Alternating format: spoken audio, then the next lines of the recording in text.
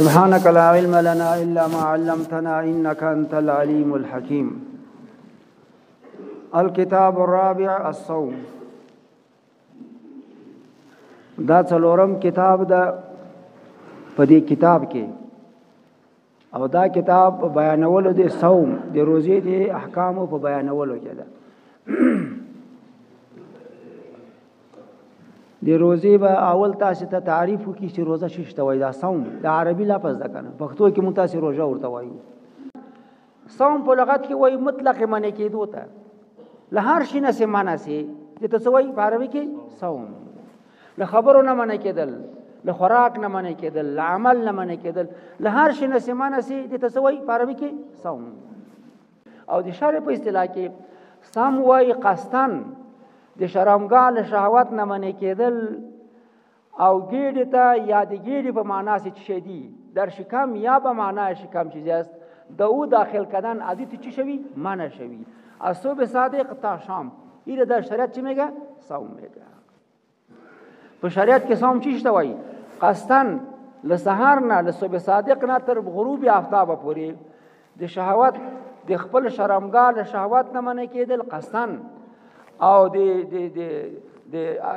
از شهوت شکم منع کردن، یعنی در شکم چیزی نه داخل کردن و شهوت رانی نکردن قصدن. از صبح تا شام ایره چی میگه؟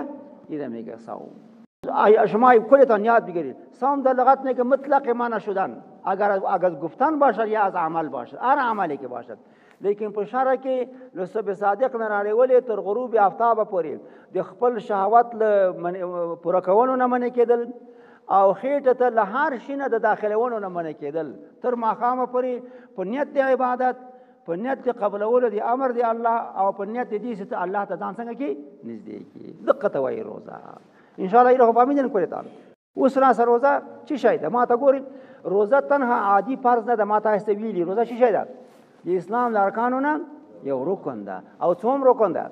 څلورم رکن د اسلام ده. څوم رکن د اسلام ده؟ څلورم رکن د اسلام ده.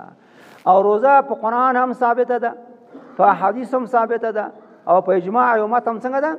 ثابته ده. یعنی د روزې فرضیت هم په قرآن باندې ثابت ده، هم په حدیث ثابت ده، او هم په اجماع د امت باندې ثابت ده. وصوم رمضان فریضه. د رمضان روزه څنګه ده؟ دا فرض ده. فرضها الله تبارک وتعالى. الله جل وعلا دا فرض کړي فی محکم تنزیله، په خپل هغه مضبوط نازلونکي کتاب کې. هغه محکم تنزیل نه ده چې قرآن ده، په دې کې الله څنګه کړی ده؟ دا فرض کړی ده. دغه د قال الله تعالی، الله جل وعلا فرمایي یا ایها الذین آمنوا کتب علیکم الصیام. الله په تاسو باندې روزه څنګه کړی ده؟ فرض کړی ده. ان دا تاسو باندې تنه فرض کړی ده. سری امتای سابقه نبود، نعوذ بالله من یک گناهگار ما سن کې سره ما فرض کړ نه کما کتب علی الذین من قبلکم، لکه څنګه چې فرض و په هغه امتو باندې کې پیښه شوما بود. له آدم علیه السلام نه رانیولې تر محمد رسول الله پورې په هر امت باندې روزه څنګه وه؟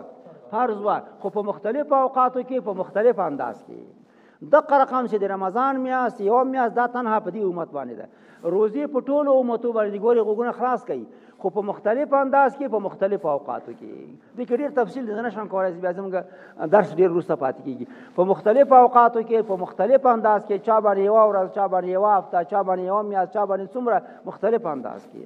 نو ګوره الله وایي چې ګورئ ای امت محمدي په تاسې باندې مې ظلم نه راکړی کما کتب لکه څنګه چې دا روزه فرض وه علی الذین په هغو کسانو باندې من قبلکم چې مخکې کې پیښه شوما بود. څه لپاره مې فرض کړې روزه؟ څه لپاره؟ د دوستانو لوی رمضان را روان ده، لعلکم تتقون، د دې لپاره چې تاسې متقیان جوړ سئ. یعنی روزه د انسان په متقی جوړولو کې لوی رول لري او لوی اهمیت لري. وای را سره روزه رمضان روزه گرفتن در جور کردن انسان متقی، انسان چه قسم؟ متقی، رول اساسی و مهم دارد. الله د رمضان موږ ته په خیر راورسي، او د رمضان چې څومره مقصد ده چې هغه په انسان کې تقوا معنی دی الله یې را پیدا کوي. الله د رمضان نه دغه ګټې زموږ نصیب کړي. بل آیات وقال تعالی، الله جل وعلا فرمایي شهر رمضان الذي، میاشت رمضان هغه ده انزل فيه القرآن چې په دې کې چی نازل شوی ده؟ دا قرآن څنګه کتاب ده؟ دا وړوکی کتاب ده. ای دوستانو یاد ساتئ د قرآن فضیلت تاسو ته علماو بیا ویلي. دا قرآن عظیم شان کتاب ده. د نزول وخت لپاره الله څنګه وخت انتخاب کړی ده؟ عظیم شان وخت انتخاب کړی. هغه کومه میاشت ده؟ هغه د رمضان میاشت ده. شهر رمضان الذي میاشت رمضان هغه ده انزل فيه القرآن چې په دې کې چی نازل شوی ده؟ قرآن نازل شوی ده. قرآن داسې کتاب ده هدى للناس، دا د انسانانو لپاره څنګه ده؟ هدایت، یعنی طریقې د هدایت ټولې په چا کې دي؟ په دې قرآن کې. وبینات من الهدى، او دغه قرآن ښکاره دلایل دي د حق، وایي ښکاره دلایل دي چې دي؟ د حق دي. والفرقان، او جدا کوونکی دی په مابین د حق او د باطل کې. قرآن واقع نه چې یو څوک له قرآن نه دلیل ووایي، دلته موږ صاحبان ناست دي، د چا سوال نشته چې هغه ووایي چې نه یا یې منم یا نه منم. چې قرآن وویلی چې روا روا ناروا ناروا، بس جدا کننده حق و باطل چی است؟ فرقان. دا د قرآن بل نوم ده، والفرقان، جدا کننده بین حق و باطل. نو ښه چې میاشت رمضان کې الله قرآن نازل کړی، نو موږ څه وکړو؟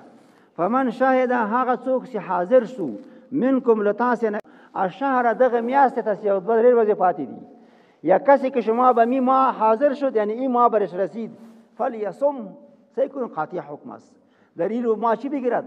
روزه بگیرد. قاطع حکم خدا سے نیست، حکم خدا فرض سے نیست فرض. فمن شهد منکم الشهر، کسی که به این ماه حاضر شد، یعنی این ماه برش رسید، فلیصمه، این ماه را چی بگیرد؟ روزه بگیرد. سعی که با دو آیات قرآنی ثابت شد که در ماه رمضان روزه گرفتن چی است؟ فرض عین است، فرض عین است. یاد داشته باشین حضار محترم، وقت ما پر است. یکی فضیلت ماه رمضان است، این مستقل بحث است، مستقل موضوع است. یکی فرضیت روزه گرفتن در ماه رمضان است، این مستقل یک عبادت است. این دو چیزا را شما هم خلط نکنین.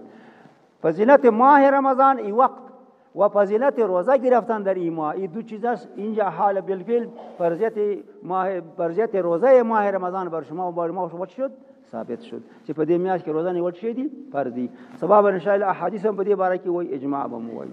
سبحانك اللهم وبحمدك اشهد ان لا اله الا الله. یا الله ته زموږ ته رمضان په خیر او عافیت سره راورسې. یا الله ته رمضان په خیر او عافیت سره راورسې. ما ته دعا خو دې وخت په اخلاص دعا وکړي.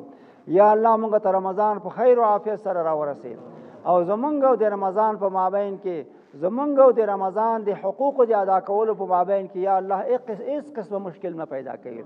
یا الله داسې حال مه راولې په موږ باندې چې رمضان راسي او موږ د عبادت نه منیو، مشکل سره مخامخ مریضان، یا الله داسې حال په موږ مه راولې. د رمضان د حقوق د ادا کولو یا الله موږ ته پوره توفیق نصیب کړي، او دا رمضان په خیر او عافیت سره تر اخره په موږ باندې خلاص کړي. د رمضان او په رمضان کې د روزې نیولو چې څومره ثوابونه اجرونه دي یا الله ته زموږ پوره نصیب کړي. د فلسطینیانو په حال باندې رحم وکړي، په اخلاص سره دعا وکړي. یا الله د دې بهترینې میاشتې په برکت سره ته خو فلسطینیان له دې لوی ظالمانو نظر ته زر خلاص کړي. یا الله اسرائیل او متحدین ذلیل، تباہ او برباد او شرمېدلي د ټوله دنیا وګرځي. وصلی الله تبارک وتعالى علی خیر.